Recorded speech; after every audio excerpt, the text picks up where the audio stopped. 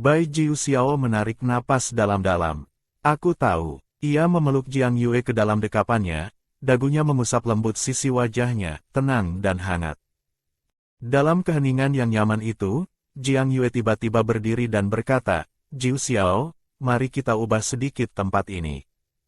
Bai Jiu Xiao tersenyum. Yue ingin seperti apa? Jiang Yue menarik tangannya, membantu Bai Jiu Xiao berdiri. Bukan aku yang ingin seperti apa, tapi kau. Waktu kecil, kau selalu ingin punya kamar tidur seperti apa. Aku ingin mewujudkannya untukmu. Bai Jiu Xiao sedikit terdiam, seolah ia sedang mengingat sesuatu dari masa lalu. Kemudian wajah tampannya memunculkan ekspresi yang sedikit malu. Waktu kecil aku sangat ingin tidur di atas kasur yang empuk. Baik. Jiang Yue dalam benaknya langsung menukarkan dari sistem. Dengan satu lambaian tangan kecilnya, sebuah kasur matras yang sangat empuk muncul bagaikan sihir di atas ranjang batu yang ada. Kemudian Jiang Yue juga meletakkan sprei 4 potong lengkap dan selimut kapas yang tebal. Bahkan lantai pun dilapisi karpet bulu domba yang sangat lembut. Masih ada lagi, tanya Jiang Yue, matanya berbinar cerah saat menoleh ke arahnya. Waktu kecil aku ingin sekali melihat tanaman hijau. Sayang sekali tebing jurang sangat tandus, tidak ada satu tanaman pun yang bisa bertahan hidup di sini. Bibit pohon kecil yang kubawa dari luar pun cepat mati. Saat berkata demikian, sorot mata Bai Jiu Xiao memancarkan rasa menyesal dan kesedihan yang dalam. Jiang Yue merenungnya sebentar, lalu melambai kecil tangannya. Sebuah boneka tanaman berbentuk pot tanaman hias yang sangat indah muncul di atas ranjang. Di benua manusia bis tidak ada teknologi untuk membuat boneka berbulu seperti ini, sehingga ini adalah satu-satunya di dunia, sebuah pohon kecil yang tidak akan pernah layu. Seperti ini, apakah kau suka? Jiang Yue menoleh dengan mata yang bersinar penuh harapan. Bai Jiu Xiao menatap Jiang Yue dengan tatapan yang sangat dalam, kelembutan dalam matanya seolah hendak meleleh menjadi genangan air. Jiang Yue sedikit tersipu dan memalingkan wajah dengan pipi yang memerah. Kenapa kau seperti itu? Kecupan Bai Jiu Xiao mendarat di sisi wajahnya. Orang yang selama ini terlihat begitu bersih dan dingin ternyata juga bisa memancarkan kehangatan yang menyengat. Jiang Yue menoleh, dan pandangannya langsung beradu dengan sepasang mata merah kemasan. Mulia, indah seperti permata rubi. Mata sipitnya terangkat ke atas, ujung matanya memerah dengan semburat musim semi yang tipis, seperti lukisan tinta yang mekar perlahan. Teksturnya lembut dan dalam, basah dengan cahaya yang terpendam, seperti bangau yang turun ke dunia fana, sebenarnya ingin terbang mengikuti angin, namun terpesona oleh kehangatan yang ada di hadapannya dan tidak mau pergi. Bai Jiu Xiao perlahan mengusap-usap helai rambutnya yang lembut. Suaranya rendah, elegan, dan pelan. Yue Jiu Xiao. Angin sepoi-sepoi melewati danau berbintang, seperti menyibak riak yang tenang, lalu menimbulkan gelombang yang menggulung. Napas keduanya saling berhubung, dan aroma satu sama lain bercampur. Jiang Yue sangat menyukai aroma Bai Jiu Xiao. Bagaimana menggambarkannya, seperti pohon cemara setelah hujan, seperti embun di pagi hari, namun di momen ini, semuanya berubah menjadi gairah yang seperti badai dan hujan deras yang mengguncang segalanya. Jiang Yue hampir tidak bisa bernapas. Ia dengan gugup menggenggam tangan Bai Jiu Xiao, namun genggamannya dibalas. Jari telunjuk keduanya saling bertautan. Jiang Yue sudah memberikan nama untuk suku yang ia bangun, dan sebentar lagi ia akan bertemu kembali dengan para bayi pertamanya. 4 hari kemudian, saat Jiang Yue bergerak sedikit, Bai Jiu Xiao langsung terbangun seketika. Ia bertanya dengan suara lembut, Yue sudah bangun. Jiang Yue berguling masuk ke dalam pelukannya, merapatkan diri dengan sempurna. Malas mau bangun, ingin terus tidur. Hari ini kita harus bersiap berangkat ke padang rumput. Tapi aku tidak mau bergerak. Jiang Yue menarik selimut menutupi kepalanya. Sangat lelah, biarkan aku istirahat sebentar lagi. Setelah beberapa saat, Bai Jiu Xiao menyiapkan air untuk mengelap tangannya, mengelap wajahnya, dan membantunya berkumur. Baru setelah itu Jiang Yue dengan malas melangkah keluar dari gua. Melihat keluar, para anggota suku elang emas semua sibuk membantu mengangkut barang-barang. Para suami pun sibuk kesana kemari. Jiang Yue seketika merasa malu pada diri sendiri. Ini semua salah Jiu Xiao. Bai Jiu Xiao berdiri di sampingnya dengan senyuman ringan yang santai, sama sekali tidak terlihat bersalah. Tidak tahu tadi malam siapa yang menggigit berkali-kali. Jiang Yue kesal mengangkat lengannya, menyingkap lengan baju hingga bagian tato terlihat, lalu menggigitnya sekali. Bai Jiu Xiao tidak merasa sakit sedikit pun, malah dengan lembut mencubit daun telinganya pelan sambil berbisik manja, lain kali aku akan lebih berhati-hati. Malam pertama tadi memang sedikit tidak terkontrol. Sayang.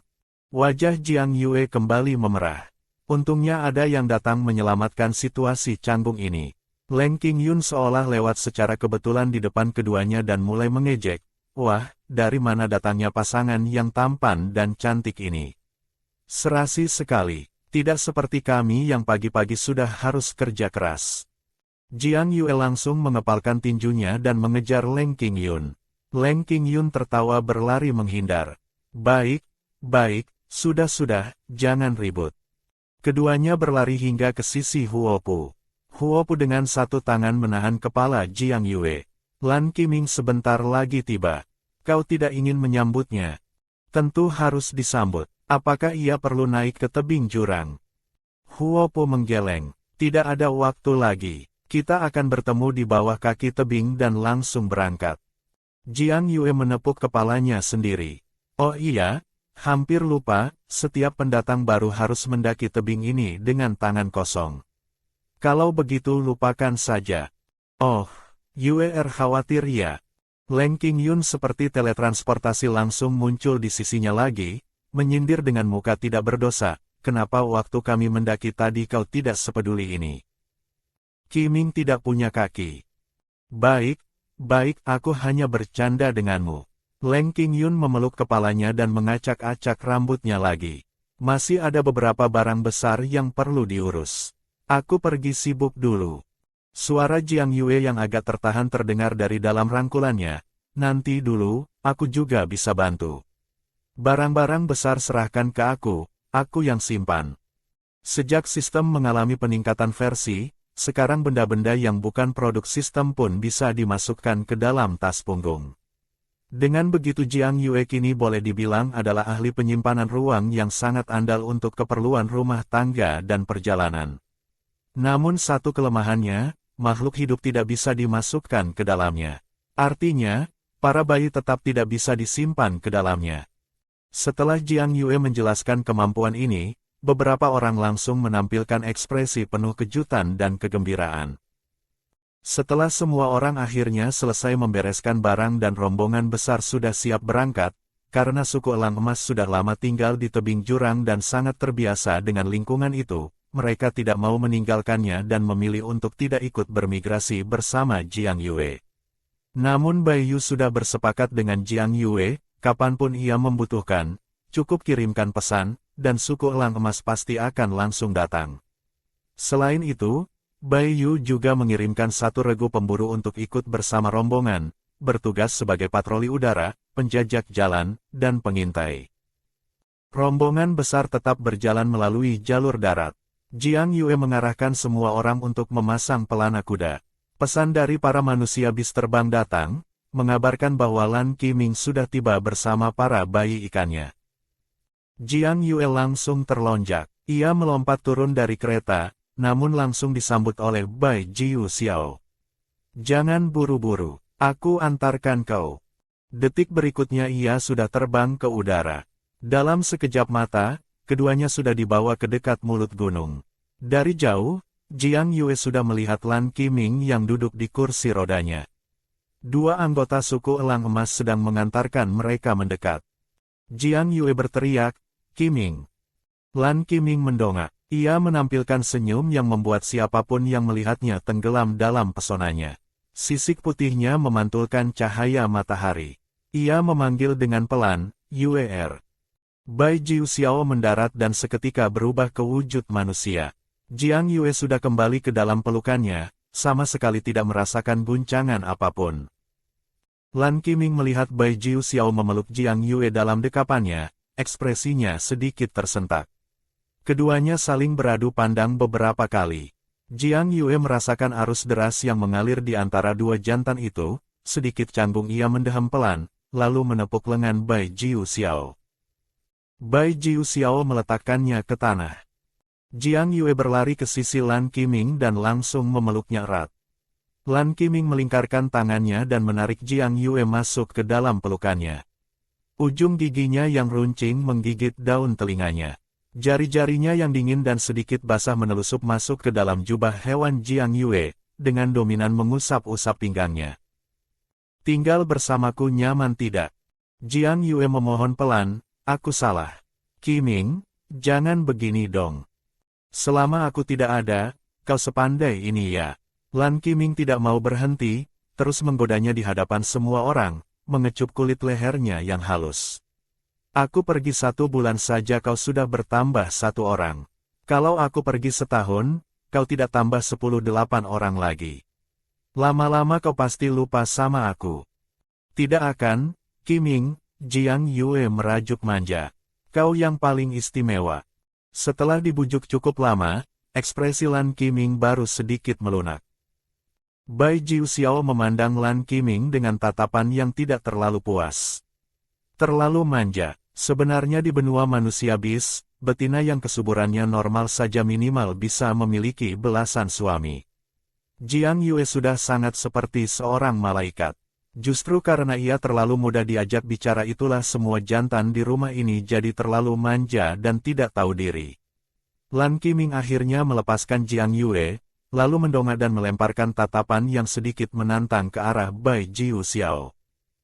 Jiang Yue mendapat kebebasan. Dengan tidak sabar ia langsung melihat para bayi ikan yang sudah menetas. Sebelum suku Jiaoren berubah wujud, mereka semua berbentuk ikan. Sebuah ember besar berisi belasan ikan kecil. Begitu melihat Jiang Yue, mereka langsung bergerak penuh kegembiraan di dalam air, melompat-lompat dengan riang, bahkan ada yang meloncat keluar dari permukaan air sehingga air memercik membasahi Jiang Yue. Diam yang baik. Lan Qiming menepuk ember itu dengan tegas.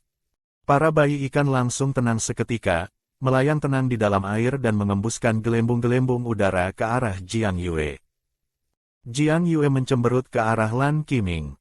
Kenapa kau harus sekeras itu? Mereka baru pertama kali bertemu dengan ibunya setelah menetas, wajar kalau mereka excited. Lan Qiming duduk menemaninya di tepi air, tangan besarnya melingkar di pinggangnya. Cuaca sudah mulai mendingin, dan dari perutmu yang kuraba ini, kau sedang hamil lagi, kan? Jangan pegang air dingin. Jiang Yue sedikit terkejut dengan ketelitiannya. Ini saja bisa kau rasakan. Lan Qiming menjawab dengan nada seolah itu hal yang paling wajar di dunia, selisih 1 milimeter pun di tubuhmu bisa aku rasakan. Kemudian ia bertanya, ini punya siapa? Yang burung di sana itu. Jiang Yue membelalakkan matanya. Bukan, kami baru saja menikah tadi malam, mana ada yang secepat itu. Lan Qiming mendengar itu dan baru menyadari bahwa Jiang Yue tidak langsung mencari orang baru begitu mereka berpisah, setidaknya ia menunggu 1 bulan penuh baru menikah. Dan menikahnya pun tadi malam baru, sedangkan hari ini ia sudah datang ke mulut gunung untuk menyambut dirinya dan para bayi ikan. Rasa cemburu yang mengganjal di dada Lan Qiming akhirnya benar-benar lenyap. Tatapannya kepada Bai Jiu Xiao pun tidak lagi sepenuh permusuhan seperti tadi. Ia menampilkan senyum tipis. Lalu ini punya siapa? Jiang Yue tidak tahan dan mendorongnya pelan. Kenapa kau begitu penasaran? Suami pertama, puas. Lan Qiming mengangkat 1 alisnya. Bukankah di antara kita tidak ada perbedaan urutan? Dari kejauhan, ada yang mendengar semuanya dengan sangat jelas dan dalam hati diam-diam mulai merencanakan pembalasan terhadap Lan Qiming. Jiang Yue dengan diam-diam sudah memesan beberapa hadiah dari toko sistem, lalu menampilkan senyum yang misterius. Lan Qiming tentu saja tahu apa yang sedang dipikirkan Jiang Yue, namun ia tidak mencegahnya. Ia suka tantangan, kapanpun siap menemaninya. Keduanya masing-masing menampilkan senyum yang penuh makna tersembunyi. Bai Jiuxiao meski merasa bingung namun tidak menunjukkannya ke permukaan.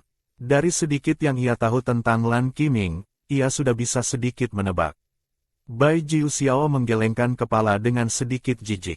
Menggunakan tubuh untuk naik tahta, bukan perilaku seorang kesatria sejati. Dalam hatinya ia diam-diam menambahkan satu kalimat, orang yang benar-benar jago, memenangkan hati sebelum merebut raga.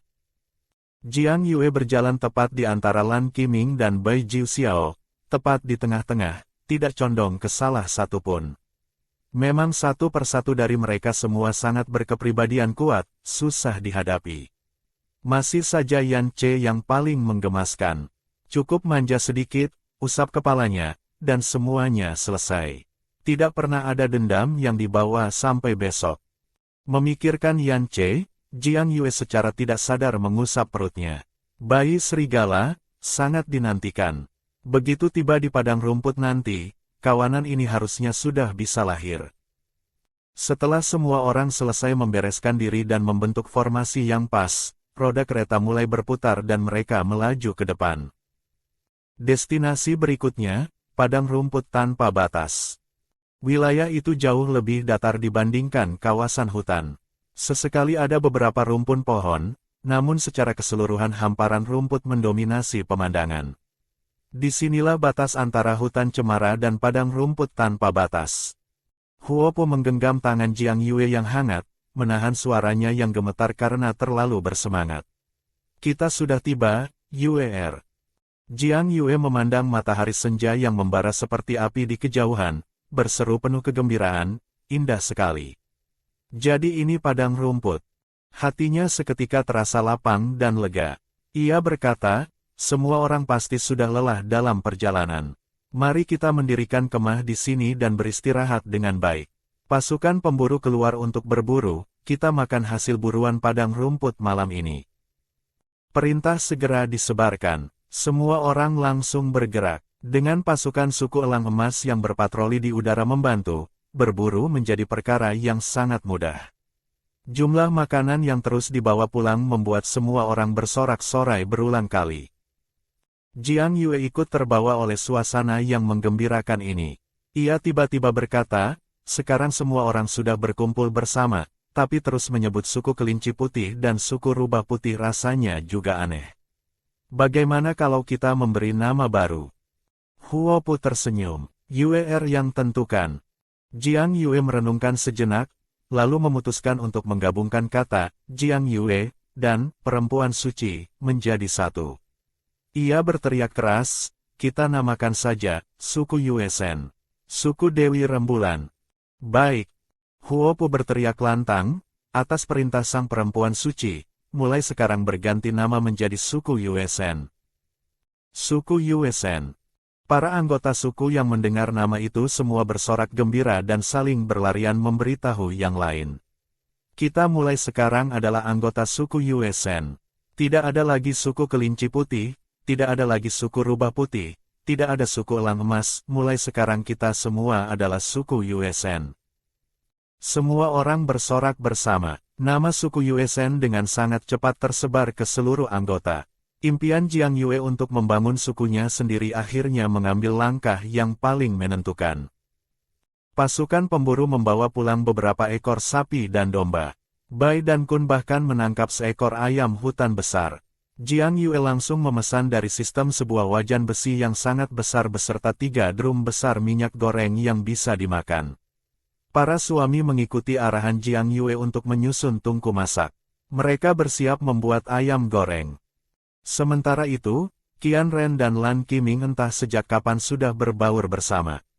Keduanya pergi ke sungai dan menangkap beberapa ekor ikan besar, sekaligus memetik beberapa jenis rempah yang disukai Jiang Yue. Jiang Yue pun langsung mengeluarkan satu kuali besi lagi yang juga merupakan hadiah sistem untuk merebus sup ikan. Sapi dan domba setelah dibersihkan langsung dipanggang. Yang menarik untuk dicatat, para manusia bis di sini biasanya membuang organ dalam, kepala, dan kaki hewan buruan karena dianggap susah diolah. Di mata Jiang Yue, ini jelas pemborosan yang sangat disayangkan. Ia memutuskan begitu tiba di tempat yang permanen nanti, ia akan mengajari semua orang di suku cara mengolah dan memasak organ dalam dengan benar. Jiang Yue sedang mengarahkan semua orang memasak ketika tiba-tiba dari sudut pandangnya ia melihat pemandangan yang sangat mengejutkan. He Qiusan dan He Zhangjia sedang memanggang kelinci. Pupil Jiang Yue langsung bergetar hebat. Pemahaman barunya tentang kebengisan dua manusia bis kelinci itu naik ke tingkat yang sama sekali baru. Jadi kelinci ternyata juga makan kelinci. Meski benar bahwa manusia bis kelinci dan kelinci raksasa adalah dua ras yang sepenuhnya berbeda, satu ras cerdas dan satu hewan biasa, dan jumlah kelinci raksasa jauh lebih banyak dari manusia bis kelinci, tetap saja melihat makhluk dengan wujud yang begitu mirip dengan dirinya sendiri tidak hanya tanpa rasa simpati, bahkan bisa turun tangan seperti itu. Kelinci kok makan kelinci? Padahal suku hamster di rawa Pulau 10.000 tidak pernah menyakiti seekor tikus kecil pun, bahkan tikus-tikus yang menjengkelkan pun tidak pernah dibunuh. Yang lebih mengerikan lagi, He Qiusan dan He Zhangjia sambil makan masih bisa ngobrol santai, dan sesekali keduanya tersenyum puas bersama. Lebih menyeramkan dari itu mana ada. Jiang Yue berjalan kembali ke area memasak utama dalam keadaan setengah linglung jiwanya. Tepat ia beradu pandang dengan Yan Che yang sedang mengawasi rebusan sup ikan. Yan Che langsung memeluknya dari belakang. Ada apa, Yue? Terlihat tidak fokus sekali. Jiang Yue menggelengkan kepala dengan sorot mata yang masih sedikit kosong. Tidak apa-apa, aku melihat sesuatu yang mengerikan. Yan Che mengerutkan kening. Apa yang mengerikan? Aku pergi cek. Jiang Yue tersadar.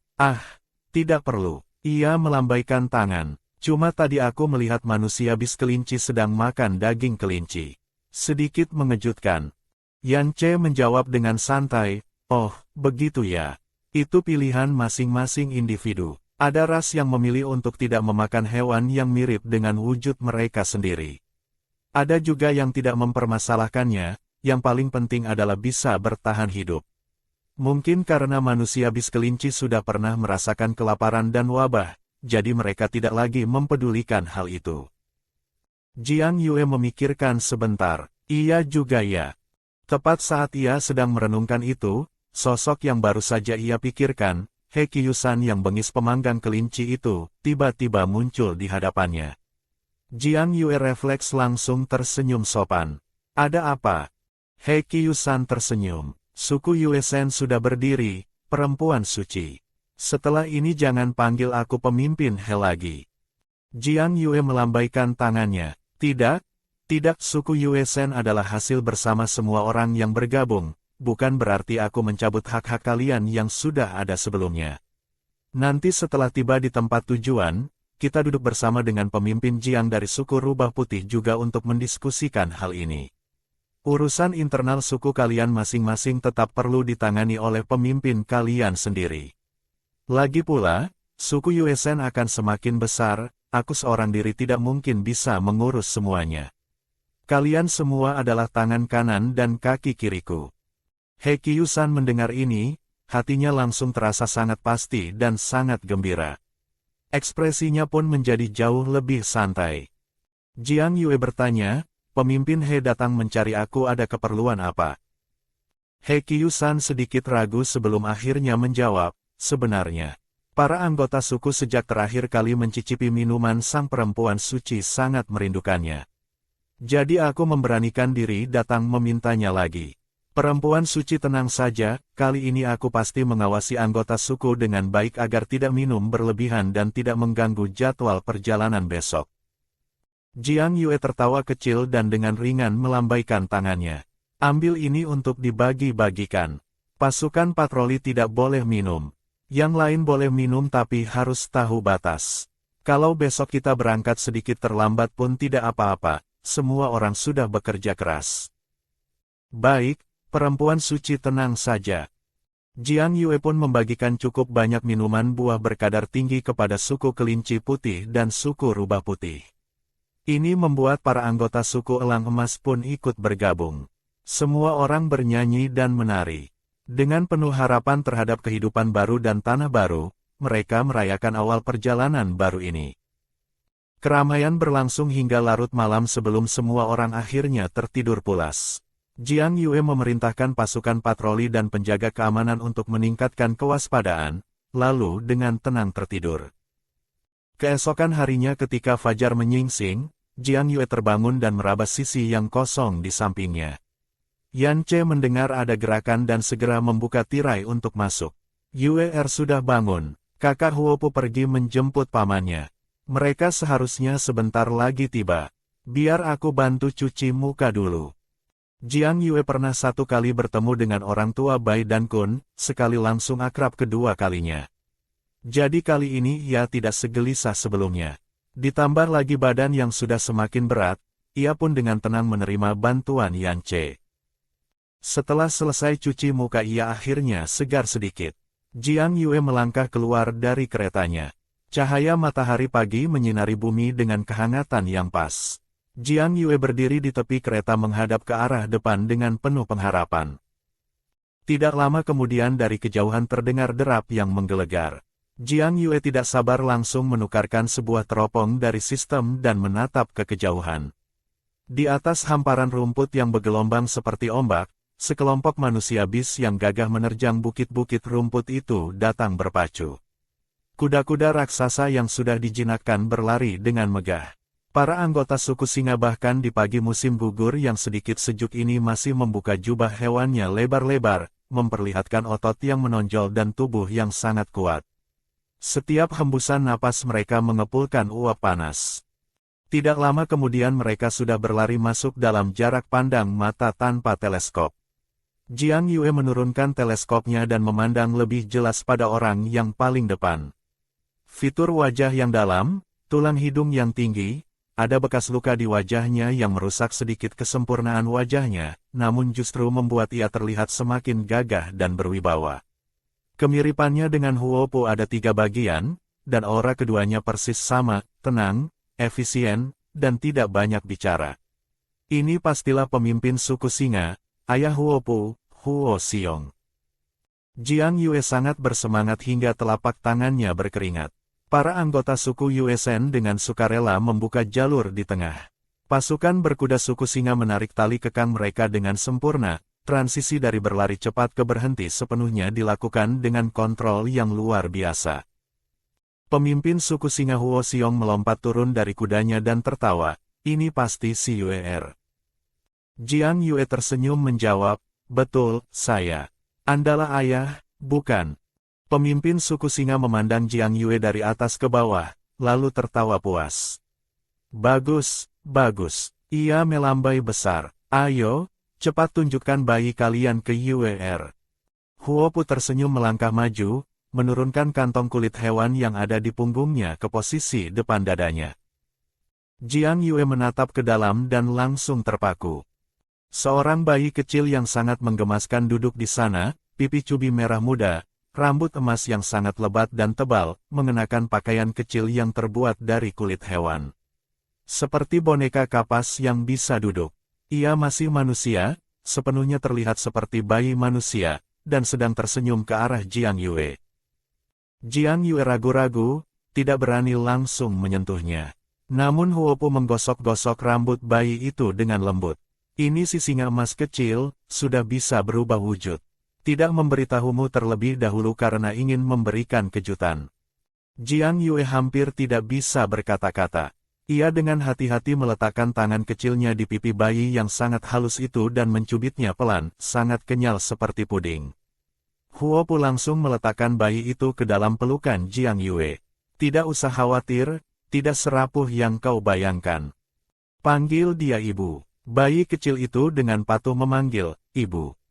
Jiang Yue hampir leleh sepenuhnya. Ia memeluk dan memandangi bayi itu berkali-kali. Sayang, apakah kau mengerti perkataan ibu? Bayi singa emas kecil itu menjawab, bisa, sedikit, ibu. Sayang sekali rindu dengan ibu. Hidung Jiang Yue langsung terasa panas, matanya hampir berair. Para bayi masih ingat padanya. Meski mereka masih begitu kecil, dan sudah berpisah dari sang ibu kandung lebih dari setengah tahun. Baik, baik sayang. Jiang Yue dengan mata yang sedikit merah mengecup pipi si bayi singa emas kecil, lalu menoleh kepada Huo Xiong. Terima kasih atas segala lelah ayah dan ibu dalam merawat para bayi selama ini. Huo Xiong melambaikan tangannya dengan besar. Tidak ada yang lelah. Mereka semua adalah kebanggaan suku singa kami. Kau tidak tahu betapa cemburunya suku macan tutul dan suku anjing pemburu kepada kami karena sudah punya penerus sehebat ini. Huo Po pun sangat gembira. Memang ia sudah mendengar kabar lebih dulu bahwa bayi sudah bisa berubah wujud, namun melihat langsung si bayi kecil seperti ini jauh lebih mengejutkan dan mengharukan dari sekadar kabar berita. Huo Po mengusulkan, "Yuer, menurut tradisi di benua manusia bis, begitu bayi sudah bisa berubah wujud maka sudah boleh diberi nama. Ayah dan ibu sudah memikirkan beberapa nama, tapi aku tidak ada yang cocok. Lebih baik Yuer yang memberi nama." Huo Xiong melirik Huo Po dengan tajam sambil membunyikan cambang tuanya, namun tidak berkata apa-apa. Memang sudah seharusnya diberi nama. Selama ini Jiang Yue melahirkan terlalu cepat sehingga sama sekali tidak sempat memberi nama. Singa emas raja, tingkat merah, jantan, dan ini adalah bayi pertama yang bisa berubah wujud. Harus diberi nama yang benar-benar indah. Jiang Yue berpikir lama, lalu pandangannya terpaku pada matahari pagi yang perlahan terbit. Ia berkata, seperti sinar matahari yang bercahaya, namanya Huo Yun. Huo Yun kita akan menjadi matahari kecil di atas padang rumput ini. Huo Po dan Huo Xiong saling berpandangan, keduanya serentak mengangguk penuh kegembiraan. Huo Yun memang sangat bagus. Huo Xiong mengambil si bayi dari tangan Jiang Yue, mengangkatnya tinggi-tinggi ke atas kepala dan berteriak lantang, penerus suku singa kami bernama Huo Yun.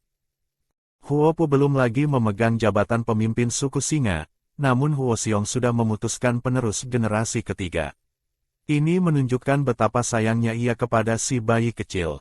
Semua anggota suku singa yang ikut serta menundukkan kepala serentak memberi hormat kepada Huo Yun. Kepala muda kecil kami. Mulai hari ini, nama Huo Yun akan bergema di seluruh padang rumput tanpa batas.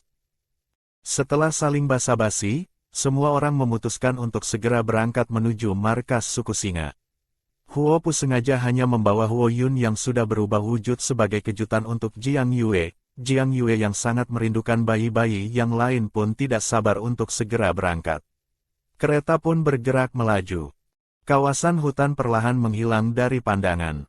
Rombongan bergerak semakin jauh ke dalam padang rumput tanpa batas.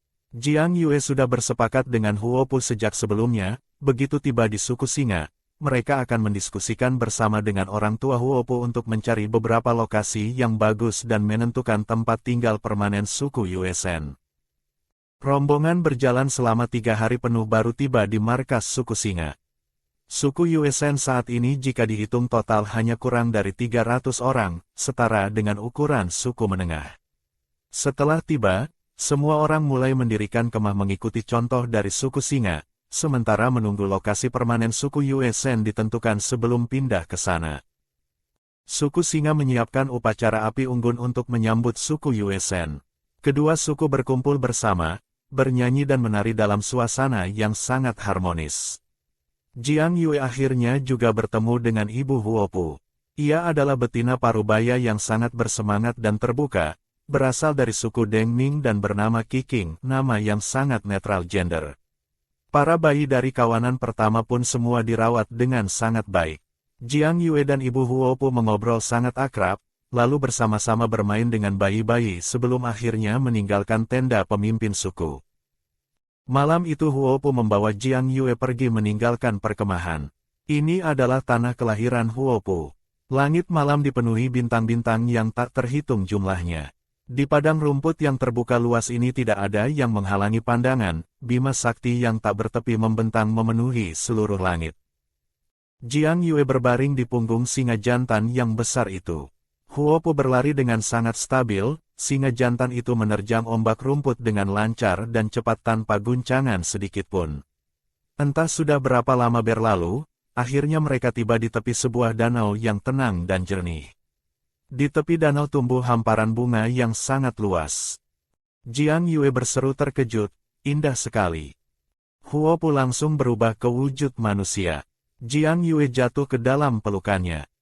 Huopu mengecup dahi Jiang Yue dan berkata, "Disinilah tempat yang sering aku datangi saat kecil." Pemandangan padang rumput itu besar-besarnya mirip satu sama lain. Hanya hamparan bunga ini yang paling istimewa. Jadi aku selalu ingin membawamu ke sini. Jiang Yue membalas kecupin ke dagunya, sekaligus tidak bisa menahan diri untuk menatap Huopu dalam-dalam. Huopu mengusap rambut Jiang Yue yang lembut. "Yue, terima kasih mau membangun suku Yue Shen di padang rumput." Jiang Yue tersenyum. "Aku sangat suka padang rumput. Berdirinya suku Yue Shen hanyalah langkah pertama. Kedepannya kita akan melihat lebih banyak pemandangan indah bersama-sama." Huopu menggosok-gosokkan sisi wajahnya ke sisi wajah Jiang Yue dengan lembut. Keduanya terdiam bersama, sama-sama merasakan ketenangan dan kehangatan yang begitu langka ini. "Huopu, jika bukan karena kau, aku tidak mungkin bisa sampai di titik ini." Jiang Yue berkata pelan, "Jadi tidak perlu berterima kasih padaku." Sejak Jiang Yue diculik Qian Ren, mereka hampir tidak pernah lagi punya kesempatan untuk menikmati keheningan berdua seperti ini. Sekawanan kunang-kunang melayang melewati mereka, membawa cahaya berkelip seperti bintang yang berserakan. Huopu berubah ke wujud singa besar. Jiang Yue berguling-guling di atasnya dengan riang, hingga seluruh tubuhnya dipenuhi bulu rontok dan kelopak bunga yang menempel. Pelan-pelan, Huopu menggunakan cakar besarnya yang sudah ditarik semua kukunya untuk mendorong Jiang Yue kembali ke dalam pelukannya. "Jangan sampai menekan bayi di dalam perut. Bulumu rontok luar biasa banyak." Musim gugur adalah masa pergantian bulu bagi hewan berbulu. Itu tidak bisa dihindari. Jiang Yue menepuk-nepuk bulu yang menempel di tubuhnya, lalu tiba-tiba mendapat inspirasi. "Aku mau sisiri bulumu." Huopu bingung. "Sisir bulu?" "Iya betul." Jiang Yue membeli sebuah sisir khusus untuk kucing dari sistem. Tangan kecilnya mulai menyisir bulu Huopu dengan ritme yang teratur, hanya satu area saja sudah hampir membutuhkan setengah jam penuh. Baru ketika Jiang Yue akhirnya merasa tangannya pegal, kantong kulit yang ada di dekatnya sudah penuh terisi bulu lebat. Huopu membuka mata emasnya. Lelah. Jiang Yue mengakui, "Iya, tanganku sudah pegal sekali." Huopu langsung berubah ke wujud manusia. Jiang Yue jatuh ke dalam pelukannya lagi. Huopu memijat lengannya dengan lembut. Lain kali tidak perlu menyisir lagi. Jiang Yue mendongak, matanya yang bening menatapnya. "Kenapa, kau tidak suka?" Huopu tertawa pelan. "Mana mungkin aku tidak suka?" Jiang Yue mendengus. "Kalau begitu lain kali aku masih mau menyisir." "Baik, aku cinta kau." "Yue, Huopu menggenggam tangannya. "Pertama kali melihatmu, aku langsung merasa matamu sangat indah, seperti bintang-bintang di atas padang rumput."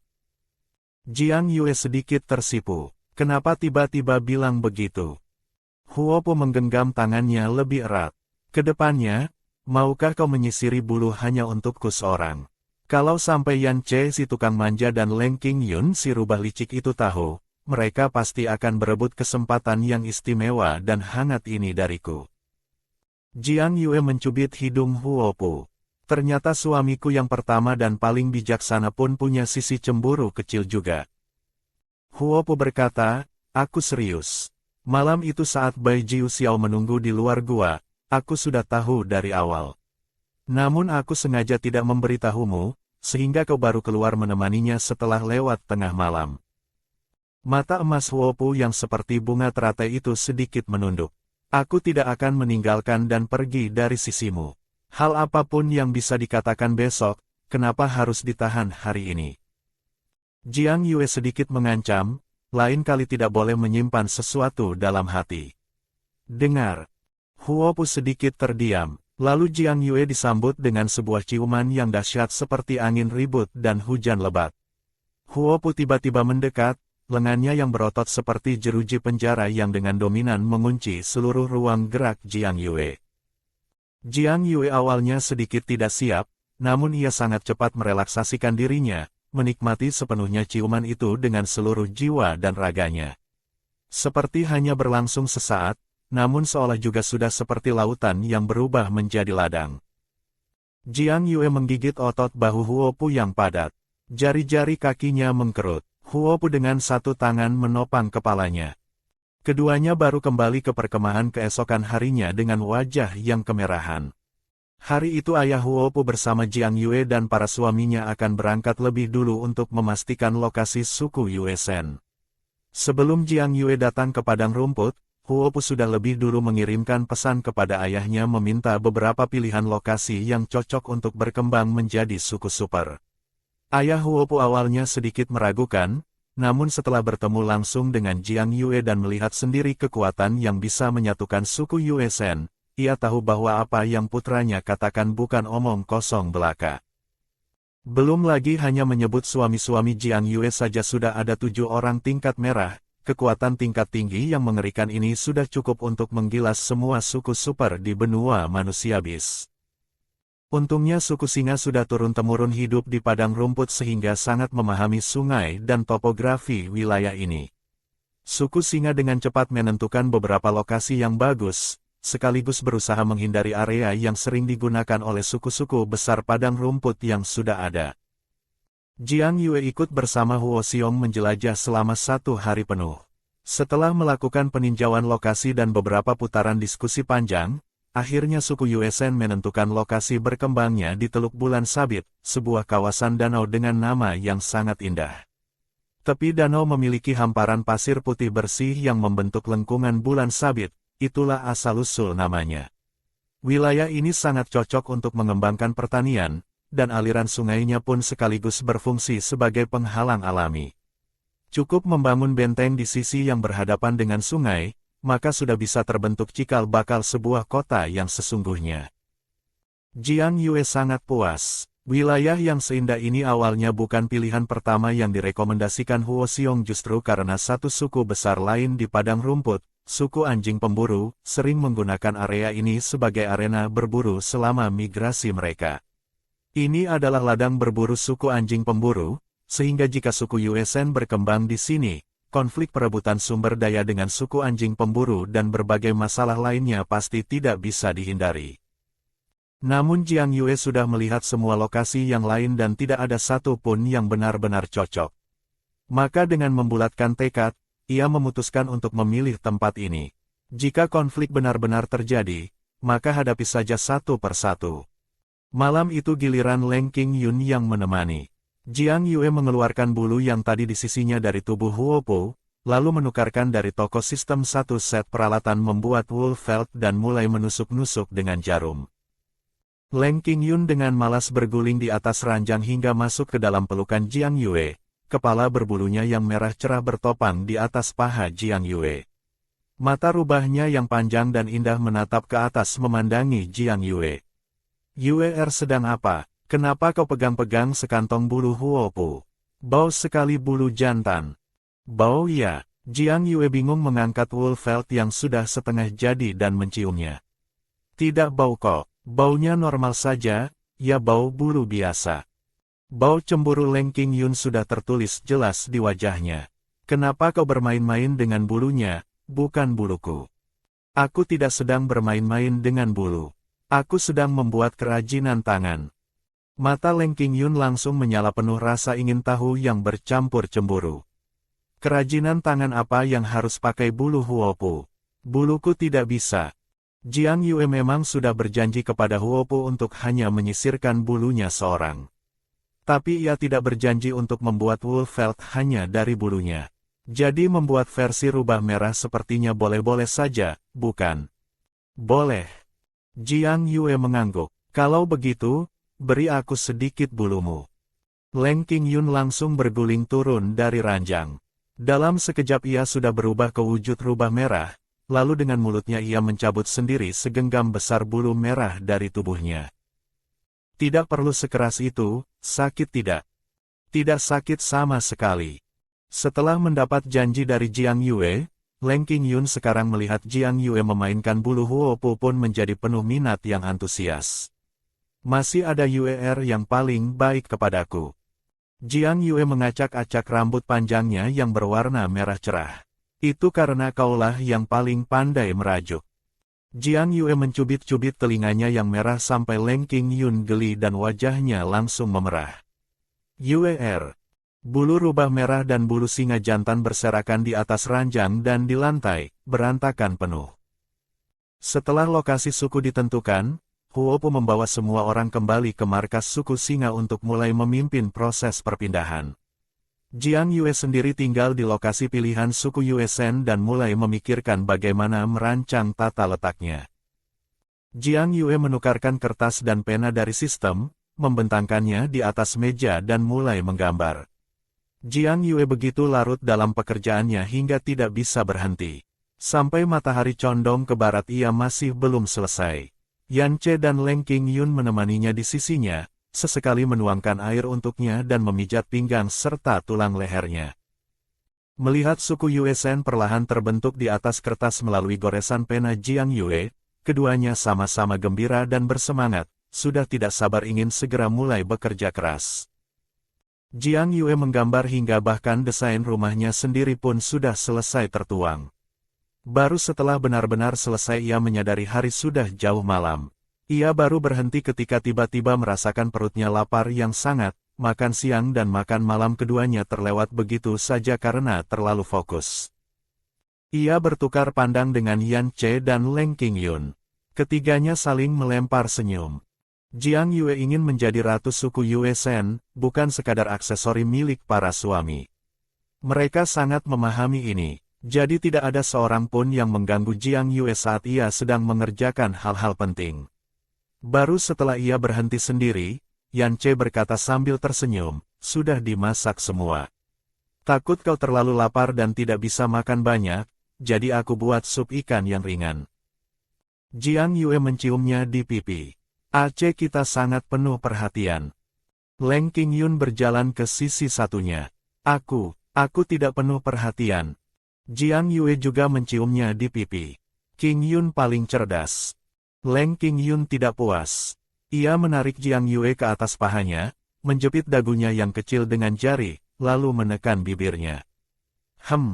Di hadapan Yan Che, Jiang Yue sempat tersipu. Namun para suami sudah menunggunya sepanjang hari. Jiang Yue tidak menolak kemesraan Leng Qingyun. Tangannya melingkar lembut di perut Jiang Yue, memijatnya dengan ringan. Jiang Yue menutup matanya dengan nyaman. Saat itulah Yan Che datang membawakan sup ikan yang sudah dibagi porsinya, berdiri di samping mereka dengan nada sedikit cemberut, Yue, aku juga mau. Pemuda yang tegap itu sekarang menampilkan ekspresi manja seperti itu, sungguh tidak ada yang tahan menghadapinya. Yan Che menundukkan kepalanya, satu tangan menopang belakang kepala Jiang Yue dan menciumnya. Begitu terpisah, bibir kecil Jiang Yue sudah merah segar. Ia berkata tidak tahan, boleh aku makan dulu? Bisa. Yan Che mengecupnya sekali lagi dengan manja. Boleh. Ketiga orang duduk bersama makan. Huopu membuka tirai tenda dan masuk. Keluarga kecil yang pertama duduk bersama makan malam. Jiang Yue mulai menjelaskan dengan detail rancangan yang ada di benaknya. Beberapa hal yang hanya bisa dipahami dari gambar namun sulit dipahami tanpa penjelasan, kini melalui paparan langsung Jiang Yue, mata ketiga suami itu semakin lama semakin berbinar. Leng Qingyun berdecak kagum, lalu mencolek hidung mungil Jiang Yue. Siapa sebenarnya rubah paling cerdas di keluarga ini? Jiang Yue menepuk dadanya dengan bangga. Tentu saja aku. Tentu saja meski semua orang sangat bersemangat, rancangan sebesar itu sudah pasti tidak bisa terwujud dalam waktu singkat. Material bangunan saja butuh waktu sangat lama untuk dikumpulkan. Jiang Yue menukarkan metode pembakaran bata merah beserta bahannya dari toko sistem, beserta komposisi campuran semen dan cara membuat bata tanah liat, lalu menyerahkan semuanya kepada Huopu. Ketiganya kembali berdiskusi panjang sebelum akhirnya finalisasi rencana awal pembangunan. Jiang Yue mengeluarkan hadiah sistem berupa pondok kayu kecil, kamar bayi, dan toilet, lalu menempatkan ketiganya di lokasi yang sudah dipilih. Semua hal di suku Yue Shen dimulai dari pondok kayu kecil ini. Pondok kayu itu berukuran satu kamar tidur dan satu ruang tamu kecil. Jiang Yue memutuskan untuk tinggal di sini sendiri, sementara para suami masing-masing mendirikan tenda di sekitar pondok itu, mengelilinginya. Untuk bermalam bersama Jiang Yue tentu sudah ada gilirannya, satu orang satu malam, sangat adil. Semua orang setuju tanpa keberatan. Lan Qiming memilih posisi yang paling dekat dengan danau agar mudah merawat para bayi ikannya. Tidak ada yang mengundang Qian Ren, namun ia tetap secara mandiri mendirikan tendanya, tepat di samping tenda Lan Qiming dan Bai Jiu Xiao. Seolah-olah ia secara diam-diam sedang menegaskan wilayah kekuasaannya. Yan Ce tiba-tiba berkata, "Yue, sudah beberapa hari ini nafsu makanmu sangat buruk. Apakah sebentar lagi mau melahirkan?" Jiang Yue tersadar seketika. Sejak tiba di padang rumput tanpa batas ia sudah sibuk terus-menerus, hingga lupa bahwa ada bayi di dalam perutnya yang sedang menunggu untuk dilahirkan. Sungguh terlalu fokus pada urusan suku sampai sudah mulai berubah menjadi ibu yang lupa akan bayinya sendiri. Jiang Yue tidak yakin menjawab, "Sepertinya sebentar lagi. Kehamilanku kali ini sangat lancar, tidak banyak penderitaan yang dirasakan selama hamil." Jiang Yue juga tidak menggunakan pil mempercepat kehamilan kali ini, semuanya berjalan alami dan mengikuti takdir. Yan Ce mengerutkan kening. Kalau dihitung harinya memang sudah waktunya. Beberapa hari ini jangan sibuk dulu. Lahirkan dulu bayinya dengan selamat. Jiang Yue pun merasa sedikit lelah. Beberapa hari ini ia memang sangat mudah mengantuk. Semua suami yang bertubuh besar berdesak di ruang tamu yang kecil sudah tidak punya ruang lagi. Semua orang memang masing-masing sudah punya banyak urusan, satu persatu mereka pun berpamitan pergi. Hanya Qian Ren yang tersisa sendirian di ruang tamu. Di atas kepalanya, dua bayi ular, seekor merah dan seekor putih, bertengger satu di kiri satu di kanan, sama-sama melingkarkan kepala kecilnya dengan penasaran. Penampilan Qian Ren dengan dua ekor ular kecil di kepala itu entah kenapa terlihat seperti kecoa raksasa yang sangat besar. "Kau tidak perlu menjaga para bayi?" tanya Jiang Yue. "Bi Yunzi yang menjaga," jawab Qian Ren. Ia memang sungguh-sungguh dan tekun sekali. Jantan yang begitu menyukai bayi sungguh jarang ditemukan. Kalau begitu nanti setelah gedung penitipan anak selesai dibangun, biarkan saja ia menjadi pengajar di sana. Pejuang tangguh yang baik hati seperti dia sudah sangat cocok. Qian Ren berkata dengan dingin, "Lalu aku. Kau sudah mengatur semuanya dengan baik. Semua orang sudah kau urus." Qian Ren tiba-tiba menundukkan kepalanya, menumpangkan lengannya di bahu Jiang Yue. Ia berkata dengan nada yang sedikit kehilangan, "Tapi aku tidak bisa apa-apa." "Jangan begitu." Jiang Yue berpikir sebentar. "Belakangan ini kau dan King Yun tidak bertengkar. Kalau begitu, bantu dia mengurus pabrik minuman fermentasi dan bengkel pengerjaan besi. Nantinya juga ada tanur pembakaran bata yang harus dibangun. Satu orang saja pasti tidak sanggup mengurus semuanya." "Baik," jawab Qian Ren dengan nada yang terasa seperti tujuannya sudah tercapai. Ia melunak setengah inci lebih dekat. Suaranya menjadi pelan dan lembut. "Asalkan Yue tidak menganggapku sebagai beban." Jiang Yue langsung merinding seluruh badan. "Tolong jangan seperti itu. Aku takut." Qian Ren merasa bingung. Ia merasa sudah meniru dengan sangat persis cara suami-suami lain mendekati Jiang Yue. Kenapa Jiang Yue malah tampak ketakutan? "Takut apa?" Jiang Yue mengusap-usap merinding di tubuhnya. "Kau sungguh tidak perlu meniru orang lain. Itu sangat tidak sesuai dengan karaktermu dan justru jadi menakutkan. Tetaplah dengan caramu sendiri, itu sudah sangat baik." Qian Ren terdiam sejenak, menahan sesuatu. Kemudian seolah sebuah kesadaran tiba-tiba muncul. "Kau menyukai aku, tapi malu untuk mengakuinya."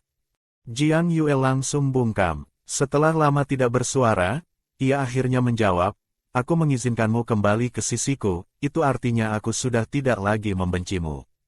Jadi kau juga tidak perlu berpura-pura menjadi orang lain untuk menyenangkan aku." Namun Qian Ren mendekat. "Kenapa kau tidak menjawab pertanyaanku secara langsung?" Ia terlalu dekat. Jarak keduanya sangat sempit. Jiang Yue tidak menghindar, ia memejamkan mata. Bibir tipis Qian Ren yang selalu dingin seperti es menyentuh bibirnya, ringan seperti capung yang menyentuh permukaan air. Qian Ren tidak melanjutkan, ia sedikit mundur. Jiang Yue membuka matanya. Di hadapannya adalah sepasang mata ular yang berwarna hijau zamrud, jernih seperti permukaan danau. Tidak ada keganasan, tidak ada kedinginan. Hanya ada satu permohonan yang tulus dan murni, beserta cinta yang halus dan harap untuk dikasihani. Jiang Yue berkata, menurutku, kita berdua sama-sama masih berhutang satu penjelasan kepada satu sama lain. Kemudian ia berkata, bawa aku keluar. Qian Ren, Jiang Yue menduga bahwa karakter Qian Ren seperti ini pasti ada akar penyebabnya. Namun Qian Ren selalu tidak mau mengungkapkannya. Semoga malam ini keduanya bisa benar-benar bicara dari hati ke hati. Di suku Yue Shen, dibandingkan dengan keramaian di seberang sana, tempat ini justru sangat sunyi. Mengingat Jiang Yue hampir akan melahirkan, Qian Ren tidak membawa pergi terlalu jauh. Matahari senja yang merah membara menerangi keduanya dengan warna yang sama. Mereka duduk dengan tenang di tepi danau. Jiang Yue lebih dulu memecah kesunyian. Ceritakan tentang masa lalumu. Dan juga, setelah pertarungan besar dengan Bai dan Kun, kau pergi kemana? Ekspresi Qian Ren seketika berubah menjadi sangat kompleks. Jiang Yue tidak terburu-buru. Setelah keheningan yang cukup panjang, Qian Ren baru perlahan membuka mulutnya. Sebelum aku berubah wujud untuk pertama kalinya, aku masih ingat wajah kedua orang tuaku. Mereka sepasang manusia bis ular, satu jantan dan satu betina. Ayahku kuat dan menjadi yang paling disayangi di antara suami-suami ibuku. Suami-suami lain pergi meninggalkan, sementara aku saat itu sudah berubah wujud, jadi aku tinggal sendiri di suku kobra. Saat pertama kali berubah wujud, aku baru membangkitkan bakat tingkat ungu, sangat biasa dan tidak menonjol. Di suku kobra yang mengedepankan kekuatan, bayi bertingkat tinggi selalu mendapat lebih banyak makanan. Aku sering kelaparan dan hanya bisa belajar berburu sendiri sejak kecil, menangkap tikus tanah, kodok, apapun untuk mengisi perut. Namun dalam satu perjalanan berburu, aku terlalu jauh dari suku dan hampir mati. Saat itulah aku bertemu dengan pemimpin suku kobra raja saat itu. Ia menyelamatkanku dan membawaku kembali ke suku, bahkan merawat lukaku. Jadi aku mempercayainya. Sampai di sini, tangan Qian Ren sedikit bergetar.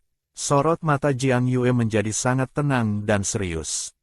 Kemudian ia menyerangku. Aku terlalu lemah saat itu, sehingga hanya bisa melawan dengan cara yang sangat ekstrim. Meski aku berhasil melarikan diri waktu itu, aku segera diburu dan dikejar oleh seluruh suku. Dalam pelarian itu, aku mengalami berkali-kali hampir mati dan selamat kembali. Justru dalam proses melampaui batas kemampuan diri itu, aku membangkitkan darah leluhur kuno dan mencapai tingkat merah. Aku berencana kembali diam-diam ke suku kobra untuk membalas dendam. Namun saat itulah aku bertemu denganmu. Qian Ren mendongak, mata ular zamrudnya menatap Jiang Yue. Aku tahu saat itu aku memang sangat buruk. Karena dalam pikiranku waktu itu tidak ada tempat untuk hal lain selain pembunuhan dan pengkhianatan. Namun setelah bertemu denganmu, semuanya berubah. Jiang Yue diam sejenak. Apakah pemimpin kobra yang menyakitimu itu sudah mati? Qian Ren menampilkan senyum yang sangat samar. Sudah mati. Setelah kita berpisah di pantai, aku membunuh mereka semua. Jiang Yue menghela napas lega. Terlalu enak mati seperti itu. Titik-titik senyuman hangat melayang di mata ular Qian Ren. Ia dengan pelan melingkarkan tangannya di bahu Jiang Yue. Aku sudah menceritakan segalanya. Jiang Yue bersandar di bahunya, diam menemani. Qian Ren tiba-tiba bertanya, tahukah kau apa yang aku sukai darimu? Jiang Yue penasaran, apa? Aku punya begitu banyak kelebihan, lebih baik sebutkan 10. Qian Ren tertawa. Tidak, cukup satu saja. Ia memegang bahu Jiang Yue dan menatapnya dengan sangat serius. Keberpihakan. Saat pertama kali kita bertemu, kau selalu menunjukkan keberpihakan yang sangat jelas kepada orang-orangmu sendiri. Kau menyayangi Huopu, jadi kau mencegah aku membunuhnya. Kau menyayangi bayi dalam perutmu, jadi kau tidak membiarkan aku menyentuhmu. Bahkan kau menyayangi Yuan Keke, jadi kau selalu membela dia. Namun aku tidak pernah satu kali pun mendapat keberpihakanmu. Sesuatu yang diinginkan namun tidak pernah didapat, semakin lama semakin membuat pikiran menjadi gelap dan ekstrim. Hari ini akhirnya aku satu kali mendapat keberpihakanmu. Jika pemimpin kobra itu belum mati, apakah kau mau membantuku membunuhnya? Angin sepoi-sepoi meniup helai rambut Jiang Yue. Ia menjawab dengan nada yang ringan namun penuh kepastian, mau. Qian Ren terdiam. Di dalam hatinya, emosi yang sudah lama terpendam seolah hendak tumpah semuanya. Malam itu angin sejuk mulai berhembus. Qian Ren membawa Jiang Yue kembali ke pondok kayu. Para bayi ular dititipkan kepada Bi Yunzi untuk dijaga. Malam itu, ia tidak pergi lagi. Di dalam pondok kayu, terdengar suara derit yang membuat wajah siapapun yang mendengarnya memerah. Di tengah keringat dan kehangatan, Qian Ren menatap tato wujud ular di punggung Jiang Yue. Ular besar itu terlihat sangat hidup dan nyata. Qian Ren mengusap garis naik turun tato ular itu dengan jari, lalu bertanya pelan, sakit.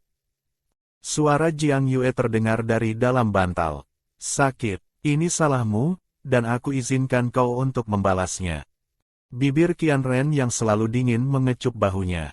Suaranya mengandung sedikit senyum. Jiang Yue tanpa banyak bicara langsung mengeluarkan sebuah belati dari dalam tas sistemnya dan menusukkannya ke perut besar Qian Ren. Qian Ren menghisap napas kesakitan. Kau sungguh-sungguh ya. Tidak salah ia betinaku. Jiang Yue mencabut belati yang sudah berdarah itu dan melemparkannya ke lantai. Lunas, sama rata. Qian Ren mengecup sisi wajahnya yang berkeringat. Boleh aku jujur? Boleh. Musuh yang satu ini, aku sungguh sangat menyukainya. Sama sekali tidak menyesal. Jiang Yue menggertakkan gigi. Sepertinya tadi aku terlalu ringan menusuknya. Tidak lama kemudian, Jiang Yue sudah tidak punya tenaga lagi untuk berkata-kata. Tubuhnya yang berat tenggelam dalam gelombang berikutnya yang menggulung abis. Keesokan harinya, untuk pertama kalinya Jiang Yue menggandeng tangan Qian Ren secara terbuka dan penuh keyakinan, muncul di hadapan semua orang. Kemudian ia mengumumkan, mulai hari ini, kita semua adalah satu keluarga.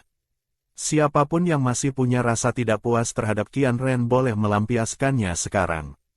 Tapi setelah hari ini, semuanya harus hidup rukun bersama-sama. Bai dan Kun melangkah maju menghadap Qian Ren. Kita pernah bertarung sungguhan, kau dan aku saling tahu kemampuan masing-masing. Tapi jika kau berani menyakiti Yue atau menyakiti suku Yue Shen, aku pasti membunuhmu. Tenang saja, jika hal itu benar-benar terjadi, aku akan mengakhiri hidupku sendiri tanpa perlu kau bertindak. Bai dan Kun mendengus dan pergi. Yang lainnya pun satu persatu menggelengkan kepala tanda tidak ada keberatan. Kali ini seluruh keluarga akhirnya benar-benar menerima Qian Ren sepenuhnya. Jiang Yue menghela napas panjang yang sangat lega. Ada orang-orang yang membutuhkan seumur hidup untuk menyembuhkan masa kecil mereka. Pengembaraan yang penuh penderitaan itu membentuk warna paling gelap dalam karakter Qian Ren. Ia egois, dingin, tidak mengenal aturan, kejam terhadap musuh, dan lebih kejam lagi terhadap dirinya sendiri. Namun justru orang seperti inilah, begitu berhasil dijinakkan, menjadi yang paling setia seperti anjing, paling tahan banting seperti besi, paling gila dalam mengabdi. Jiang Yue mengusap telapak tangannya. Kau baik-baik saja. Qian Ren dengan ringan melengkungkan sudut bibirnya. Tidak apa-apa. Semua orang pun bubar pergi. Jiang Yue secara langsung membawa Qian Ren kembali ke pondok kecil. Dengan setengah bercanda ia berkata, membuang jauh-jauh karakter burukmu, wajah ini memang sangat rupawan. Qian Ren menatapnya dengan sedikit bingung. Sebenarnya waktu kecil aku sangat tidak suka wajah ini. Wajah ini telah membawa banyak masalah untukku. Waktu itu aku berpikir, seandainya aku terlahir dengan wajah yang lebih biasa, mungkin aku bisa tumbuh dewasa dengan lebih damai. Jiang Yue menyimpan senyumnya dan berkata, itu semua sudah berlalu. Jangan terlalu banyak berpikir. Aku menyukai yang berwajah tampan, dan aku menyukaimu. Qian Ren dengan penurut tidak bereaksi apapun. Jiang Yue melihat sikap Qian Ren yang begitu jinak, tersenyum dan mengecupnya. Tangan kecil Jiang Yue menyentuh kulitnya yang selalu sejuk. Cuaca semakin mendingin. Pakaian yang dikenakan Qian Ren jelas jauh lebih tebal dari suami-suami lainnya. Ular memang selalu tidak tahan dingin. Tangan yang hangat itu menyentuh tubuhnya ke sana kemari, terutama berlama-lama di bagian pinggangnya. Selama ini saat Jiang Yue bersama Qian Ren, hampir selalu disertai emosi yang campur aduk. Ini adalah pertama kalinya mereka bisa benar-benar melambat, menikmati dan menghargai satu sama lain dengan tenang. Pinggang ular, memang sungguh tidak berlebihan namanya. Kulit yang selalu sejuk itu perlahan mulai memanas. Dari kerongkongan Qian Ren keluar suara yang tidak tertahan lagi. Hari-hari pun berlalu dengan tenang. Pembangunan suku Yuesen berjalan dengan teratur dan setiap hari ada perubahan baru yang bisa terlihat. Benih-benih pun sudah mulai ada sumbernya yang tak habis-habis dan diserahkan kepada He Qiyu-san untuk diurus. Sementara urusan kandang ayam diserahkan kepada He Zhangjia. Hari itu Jiang Yue sedang santai berjalan-jalan sambil menggendong perutnya yang membesar. Huo Pu sedang ada urusan berbicara dengan orang lain. Saat Jiang Yue berjalan ke samping, ia melihat He Zhangjia sedang menyembelih ayam di dekat kandang. Tiba-tiba ia merasakan sesuatu yang tidak beres di tubuhnya. Dengan sangat tenang ia berkata kepada He Zhangjia, "Zhangjia, sepertinya aku mau melahirkan." He Zhangjia yang sedang memegang satu ekor ayam hutan setinggi lebih dari 1 meter dan menyalurkan darahnya dengan satu tangan itu begitu sadar akan maksud Jiang Yue, langsung memeluk Jiang Yue dan berlari kencang menuju gua dukun. Huo Pu baru berbalik badan dan mendapati Jiang Yue sudah ada dalam pelukan He Zhangjia. Tiba-tiba saja betina yang cantik dan kuat itu memeluk tuannya, dan entah kenapa terasa sangat aman. Selain Huo Pu, para suami lain yang sudah mendengar kabar pun satu persatu berdatangan. Namun He Zhangjia sama sekali tidak memberi mereka kesempatan untuk mengambil alih, ia terus berlari kecil mengantarkan Jiang Yue sampai ke gua dukun tanpa berhenti. Untungnya semuanya berjalan dengan sangat teratur. Hingga sudah lewat tengah malam, hampir saja Jiang Yue tertidur, baru ia mendengar suara pengumuman sistem. Lahirlah 9 ekor anak serigala dan 3 ekor anak harimau. Hadiah, pil pemurnian tulang dan sumsum, serta sebuah villa berlantai 3. Sudah lebih dari setengah tahun lamanya, Jiang Yue akhirnya berhasil melahirkan para bayi serigala. Dan Yan Che akhirnya memiliki anak kandungnya sendiri. Bukan karena Jiang Yue tidak menyayangi Yan Che, melainkan karena ia menunggu sampai Yan Che mencapai tingkat merah terlebih dahulu sebelum melahirkan keturunannya. Dengan begitu, hadiah yang diperoleh akan jauh lebih berlimpah. Jiang Yue membuka matanya. Sesuai kebiasaan yang sudah-sudah, hadiah dari bayi pejuang selalu yang paling berlimpah. Jiang Yue dengan teliti membaca penjelasan tentang pil pemurnian tulang dan sumsum, dipastikan bisa digunakan oleh semua orang, sekaligus bisa meningkatkan kondisi fisik secara sangat signifikan dan sepenuhnya menghapus semua kerusakan tubuh yang pernah dialami sebelumnya. Jiang Yue sangat gembira, tanpa ragu ia langsung menelan pil pemurnian tulang dan sumsum itu. Dan dengan adanya villa berlantai 3, para suaminya bisa semuanya tinggal bersama dalam satu atap. Jiang Yue berencana memberikan kejutan kepada mereka besok. Setelah satu persatu melihat kondisi para bayi, Jiang Yue merasakan kantuk yang sangat berat. Mungkin efek pil pemurnian tulang dan sumsum sudah mulai bekerja. Ia menyerahkan botol susu baru, dan susu formula kepada Yan Che sebelum akhirnya kehilangan kesadaran.